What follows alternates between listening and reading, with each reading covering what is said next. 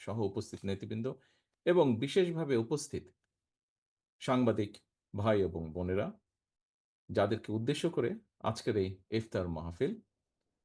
আসসালামু আলাইকুম। আজকে অনেকদিন পরে আহ, আপনাদের সাথে একটি অনুষ্ঠানে আমার আহ, কথা বলার সুযোগ হচ্ছে। প্রথমেই আমি আপনাদের সকলকে, বিশেষ করে যে সকল সাংবাদিক ভাইরা বিএনপি বিটের সাথে সরাসরি জড়িত, তাদেরকে আমি আন্তরিকভাবে ধন্যবাদ এবং শুভেচ্ছা জানাচ্ছি। একই সাথে এর বাইরেও যে সকল সাংবাদিক ভাইয়েরা উপস্থিত আছেন, তাদেরকেও আমি আন্তরিকভাবে ধন্যবাদ এবং শুভেচ্ছা জানাচ্ছি। কারণ প্রথমত আজকে এখানে কষ্ট করে উপস্থিত হয়েছেন আপনারা আমাদের এই অনুষ্ঠানে, এবং একই সাথে বিগত প্রায় 15-16 বছর স্বৈরাচারের সময় কি পরিস্থিতির ভেতর দিয়ে আহ, সমগ্র দেশ, আমরা রাজনৈতিক দল, রাজনৈতিক কর্মী হিসেবে আপনারাও বিভিন্ন পরিস্থিতিতে কাজ করেছেন, কিন্তু তারপরেও যতটুকু সম্ভব হয়েছে বিভিন্ন কিছুর ভেতর দিয়েও আপনারা বিএনপির কথাগুলো জনগণের কাছে পৌঁছে দিতে চেষ্টা করেছেন বিভিন্ন সময়। তার জন্য আমি আপনাদেরকে আন্তরিকভাবে ধন্যবাদ জানাতে চাই।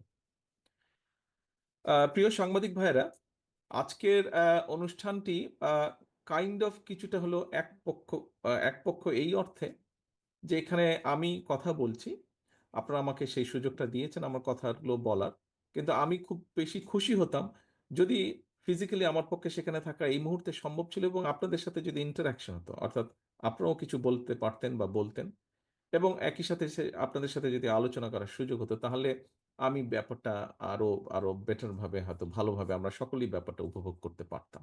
আনফর্চুনেটলি সেটা হচ্ছে না। ইনশাল্লাহ আমি প্রত্যাশা করি, আশা রাখি যে সামনের দিনে আমাদের সেই সুযোগ হবে, একসাথে বসে আমরা কথা বলতে পারবো।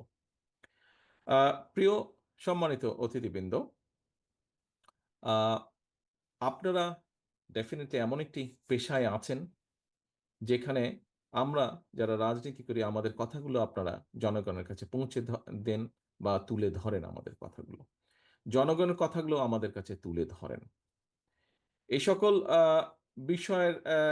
সকল বিষয়ের কারণেই আপনাদের কাছ থেকে জেনে নিয়ে বিভিন্নভাবে জানার মাধ্যমেই যেই বিষয়টি এখন সবচেয়ে আলোচিত বাংলাদেশে, সেটি হচ্ছে সংস্কার। এই বিষয়টি নিয়ে আপনাদের সকলেরই ধারণা আছে। প্রথমত 2017 সালে, পরবর্তীতে পর্যায়ক্রমিকভাবে আমরা সংস্কার প্রস্তাব জাতির সামনে উপস্থাপন করেছিলাম। যতবারই আমরা আনুষ্ঠানিকভাবে উপস্থাপন করেছিলাম, আপনাদের ভেতর থেকে অনেকেই সেই অনুষ্ঠানগুলোতে ছিলেন। একটু আগে মহাসচিব সাহেব যেই কথাটি বলেছেন ওনার বক্তব্যে, যে কোথাও কিছু একটা কেউ হয়তো করার চেষ্টা করছে। সম্মানিত অতিথিবৃন্দ, বিগত 15-16 বছরে যেই স্বৈরাচার বাংলাদেশ থেকে পালিয়ে গেছে, তাদের সময় আমরা দেখেছি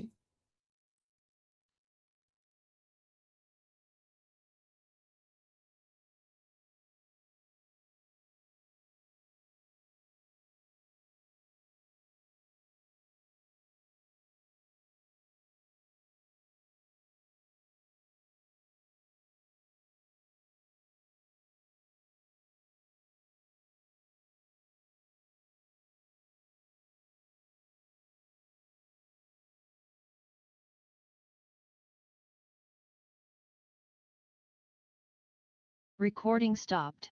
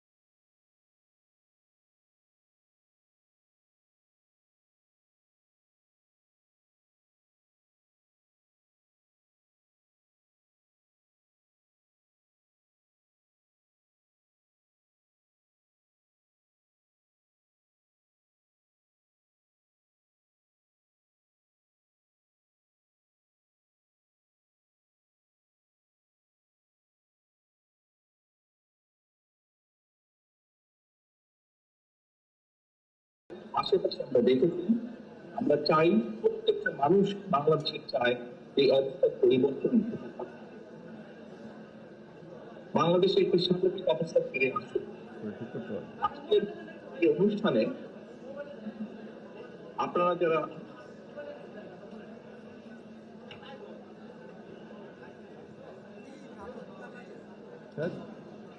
সাংবাদিক ভাইয়ের কাছে আমাদের আহ্বান থাকবে যে আপনারা এই ব্যাপারে বাংলাদেশের মানুষকে রাজনৈতিক দল হিসেবে আমাদেরকে আপনারা সহযোগিতা করতে সক্ষম হবেন। আমরা দেখেছি যে স্বৈরাচার কিভাবে প্রত্যেকটি প্রতিষ্ঠানকে, রাষ্ট্রের প্রত্যেকটি কাঠামো বা প্রতিষ্ঠানকে ধ্বংস করে।